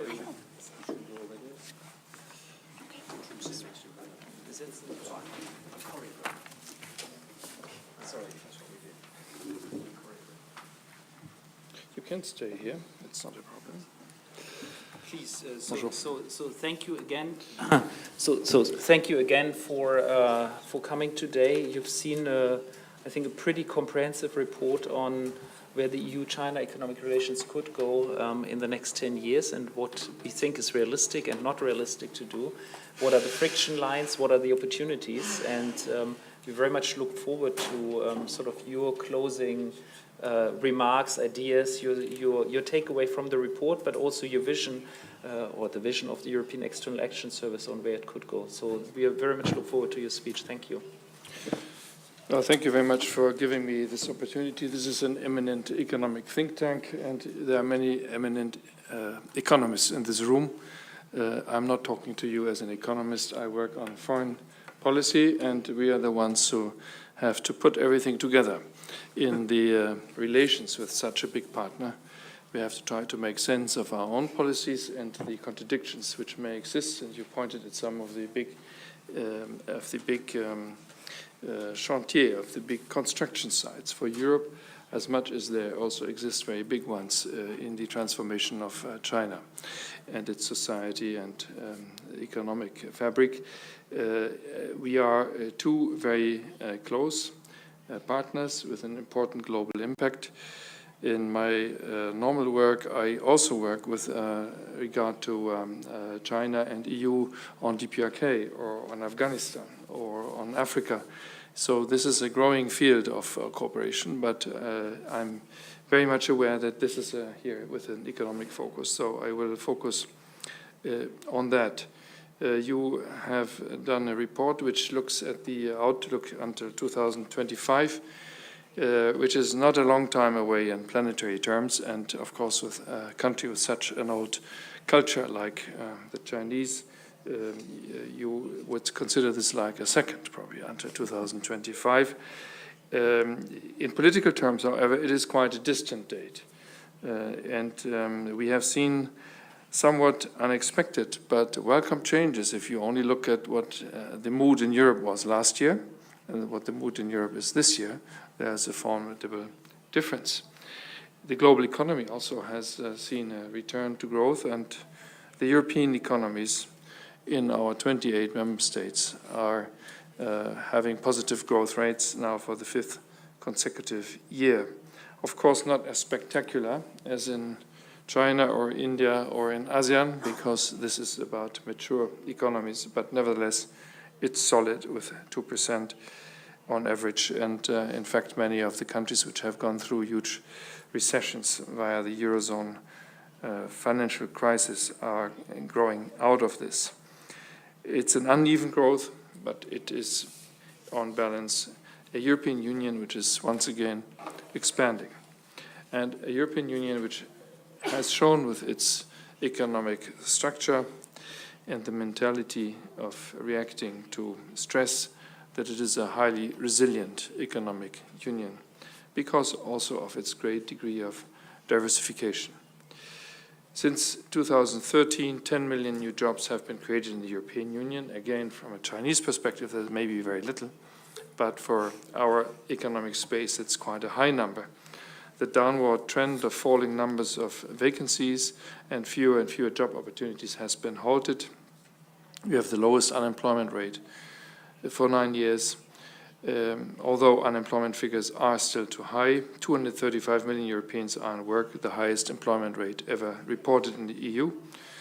And what is more, over the past 2 years, the European economy has grown significantly more than the US economy.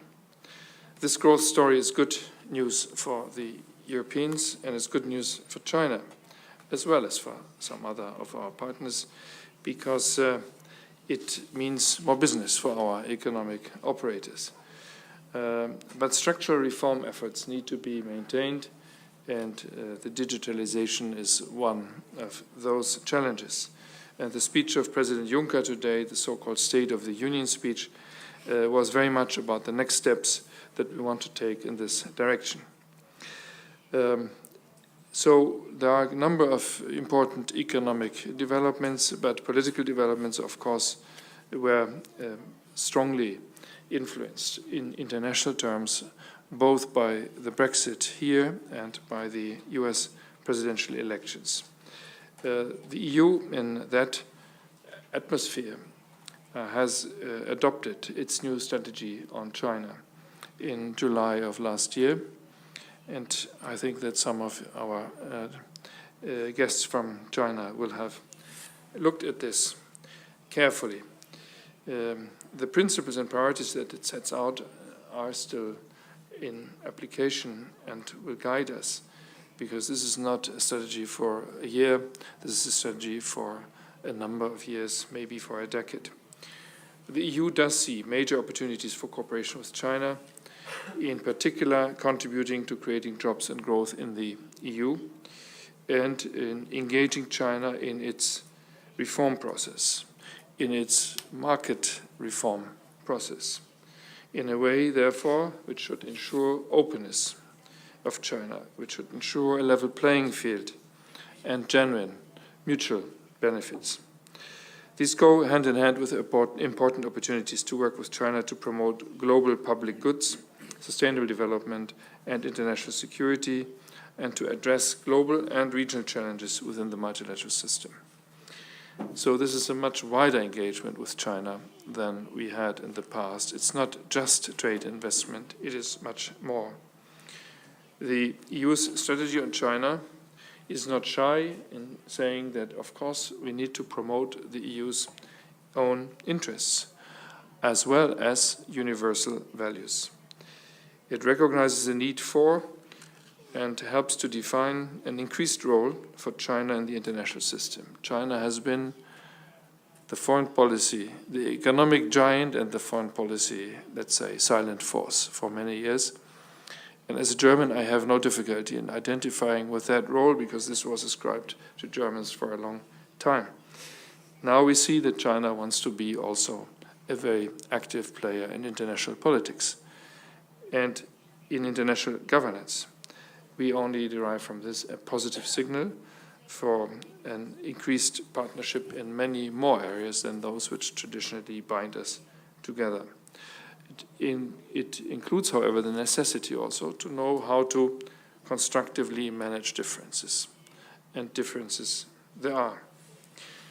The EU looks to China to join in assuming responsibilities in line with its huge economic strength.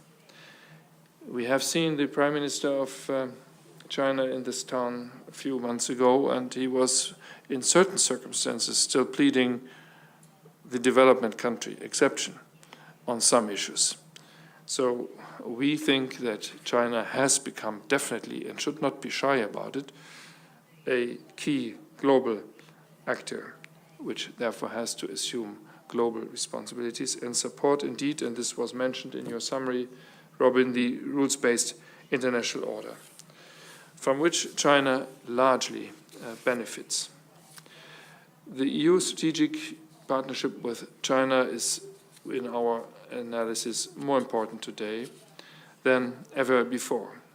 That does not necessarily mean it is easier to manage than before. The EU is China's biggest trading partner. China is the EU's second largest trading partner, and the trade in goods between us is worth over 1.5 billion euros every single day.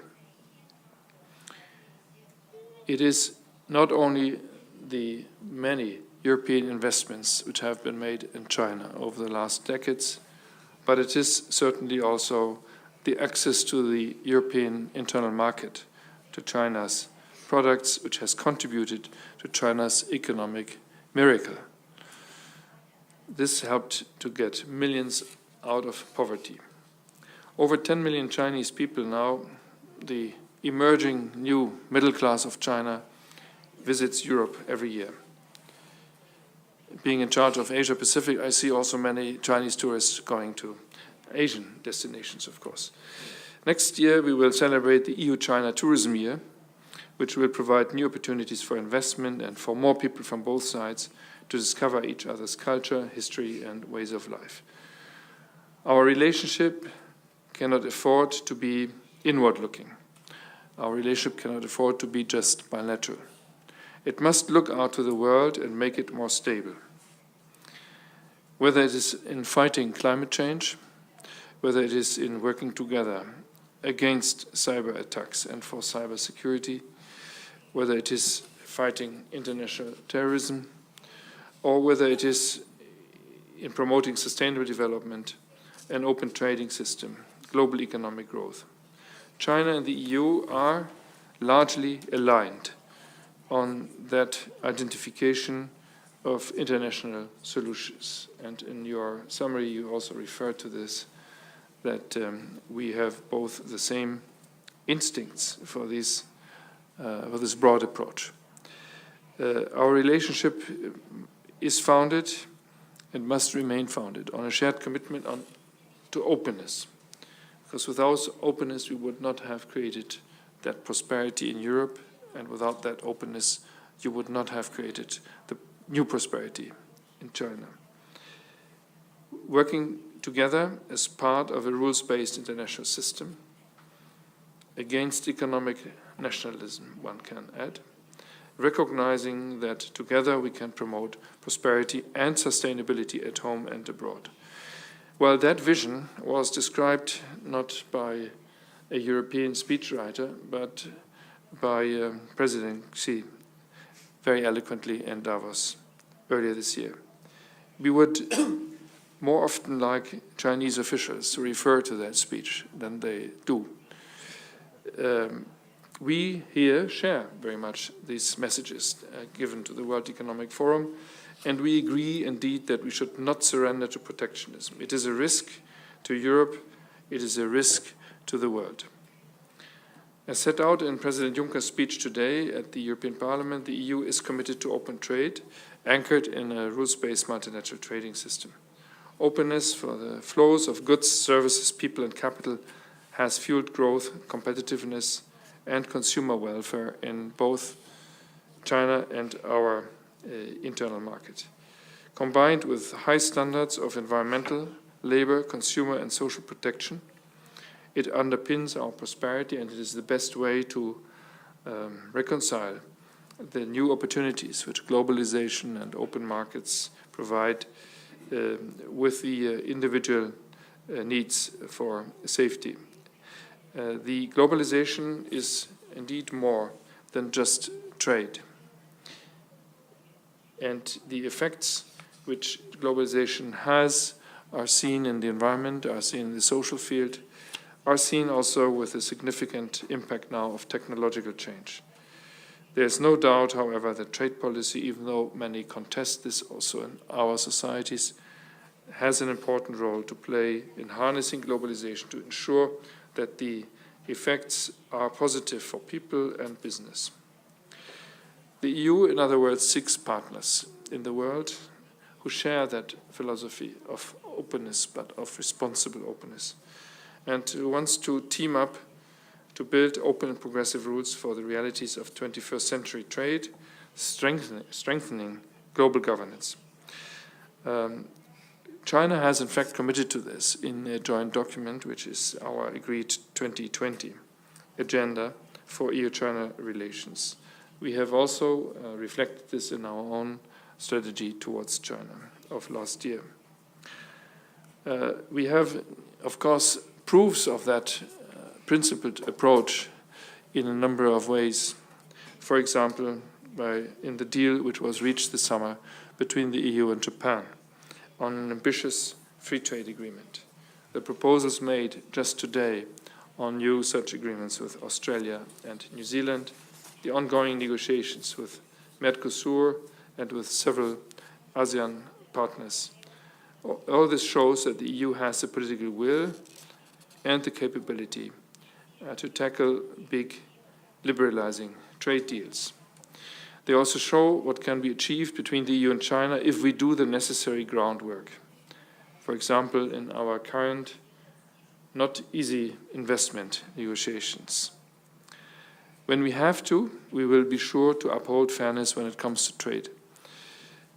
We are backing that up by strengthening certain instruments. For example, there is a trade defense instrument package in the European Parliament now to make them fit for purpose and to work on the issues also which are related to the famous market economy status, so close to the heart of your Prime Minister. It's not about being protectionist or pointing fingers at others. Our actions are fully in line with our international obligations under the WTO, and we will apply them in a country-neutral in a fair way and in a transparent way. Trade cannot be simply free, it must be also fair. And it is in that spirit also that proposals have been made today by the President of the European Commission to establish a framework to screen foreign direct investment coming into the EU, to ensure that foreign investment remains a major source of growth in the EU while protecting the EU's essential interests.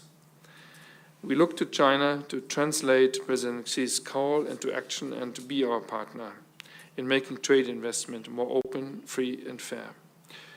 The EU is China's most important destination for outward investment.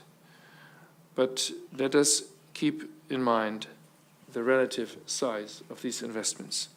EU investment into China last year was roughly 3% of what European Union companies have invested into the United States. So there's still a huge gulf. That reflects, however, how difficult it is to do business in China, to have access to key areas for our companies for investment. In fact, roughly half of the EU companies say that it actually got harder in China to do business, harder to make new investments. More than half say that foreign companies are treated unfairly when compared to Chinese companies. We are committed to a modern investment agreement at the level of two large economies. Such agreement would send a powerful signal to the world at a time when there are other voices calling for protectionism and new barriers. Reciprocity should be the guiding principle of our relations. The European Union's internal market is very open to any foreign investor, not only from China, but from many other countries. Chinese investments have, in fact, significantly grown over the last few years, and last year it was 40 billion Chinese foreign direct investment in the European Union's market compared to only 8 billion of European investments in China. So the trend has completely reversed while the FDI stock is still very much in favor of European Union investors. So reciprocity is the key for harmonious relations, for win-win situation, as our Chinese partners always say. Some people say win-win in Chinese means China wins twice.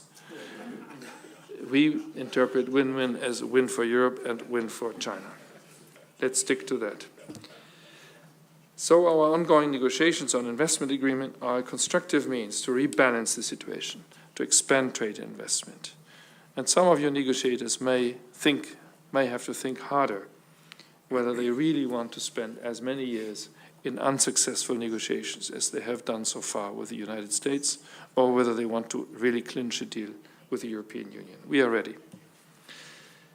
We must also do more to connect better the European Union and Asia, and that includes China.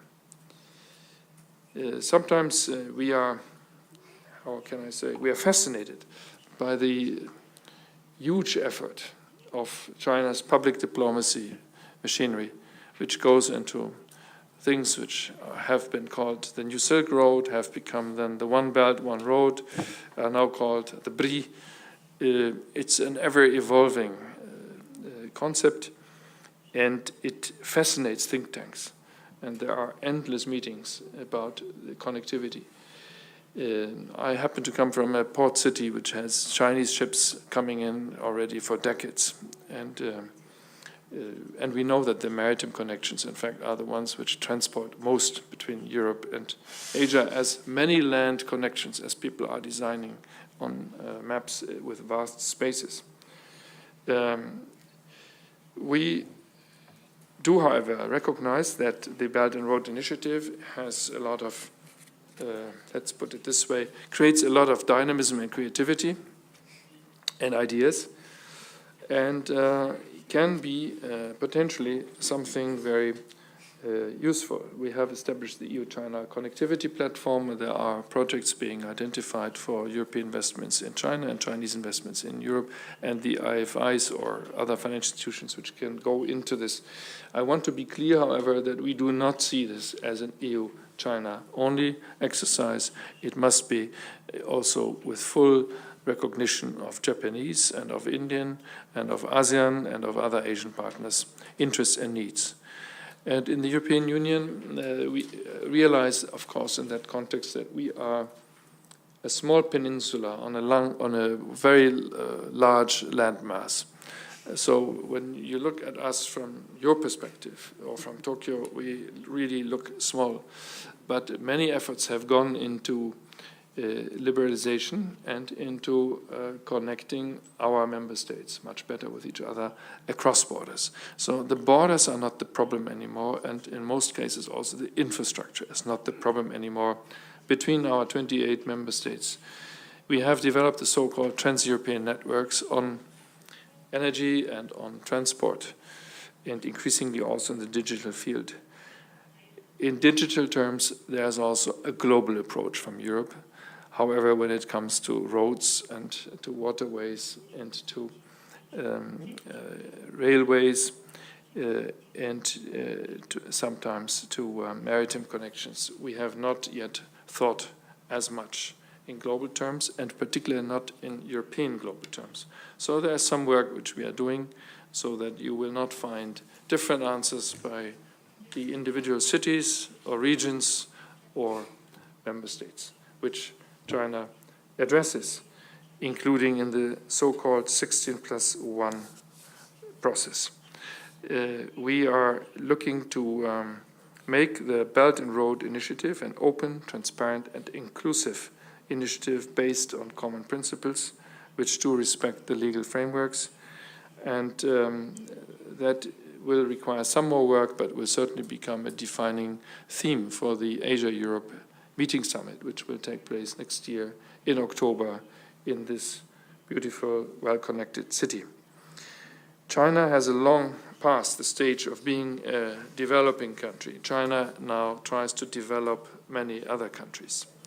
It is a sophisticated peer G20 economy and is rapidly building an advanced digital economy based on fast progress in mobile telecommunications and electronic payments. We are with you in that effort of digitalization, and we applaud the ambition of China's reform path and its aim of achieving a major economic transformation. We recognize that reforms have been made, plans are established, and we hope that the forthcoming 19th Party Congress, which seems to galvanize all hopes of all people in China and dealing with China, and hopefully will live up to the expectations, will speed up indeed the implementation of market-oriented reforms. That, for a country as mutually interdependent with your economy, for a partner which has so many stakes in China, is our most important expectation. We are looking forward to China's policies falling into line with its own declared vision of an open and rules-based global economy. China's success is in Europe's interest. China has become, as I said before, a major investor in the EU, and we welcome that trend. We have made many steps together. We have recently signed all kind of different sectoral cooperation arrangements, from science and technology to environment to climate change, in many other fields. The forthcoming high-level economic and trade dialogue, which should take place before the end of this year, will offer a new opportunity to make progress in further areas, for example, concluding a geographical indications agreement and starting a dialogue on state aid policies, which is one of the critical areas of difference, perhaps. The World Trade Organization's Ministerial Conference in December in Buenos Aires will give us a chance to show joint EU-China leadership in aiming for ambitious negotiated outcomes at the multilateral level. And clearly in trade and economic terms, it is very dangerous talking about a multipolar world. We want to maintain a multilateral governance system. Today's conference is about economic relations. We should not forget that there is a growing foreign and security policy dimension in our relationship, and peace and security are preconditions for the success of our economies. And we need to work much more closely together on the Korean Peninsula tensions. I'm pleased that I have a very good relationship with Vice Minister Kong, who has been recently nominated the new special envoy of China for the Korean Peninsula. You will have seen this has gone very much up in the attention level of our leaders. Europe is highly preoccupied with the development in North Korea. So to summarize, we have the opportunity by 2025 to achieve great things in EU-China relations. We appreciate the report presented, which should act as a catalyzer in achieving these ambitions. We need to be more sincere and more results-oriented, and then we will succeed. Thank you.